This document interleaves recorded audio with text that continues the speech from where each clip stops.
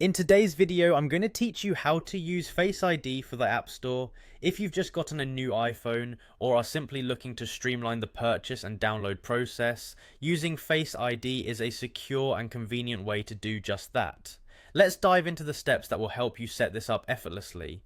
First, you'll want to head over to the Settings app on your iPhone. That's the grey icon with the gears if you're not familiar.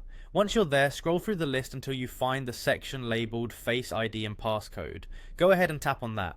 As you enter the Face ID and Passcode section, your device will prompt you to enter your passcode. This step is a crucial part of Apple's security measures, ensuring that only the rightful owner can make changes to Face ID settings. If you don't immediately remember your passcode, take a moment to retrieve it, as it's essential to proceed. Once you've typed in your passcode, you'll see a list of options under the Use Face ID for section. Among these, you'll want to enable the option for iTunes and App Store. This is the key part of the process where you're allowing your device to use Face ID for app downloads and purchases. After ensuring that the toggle is turned on for the iTunes and App Store, it's time to test everything out. Navigate to your App Store, which is the blue icon with a white capital A if you're unsure. Pick any free app to download, as it's always nice to test with something that's not going to add to your bill unexpectedly. When you go to download an app, you'll find that it prompts for Face ID confirmation instead of the usual password requirement.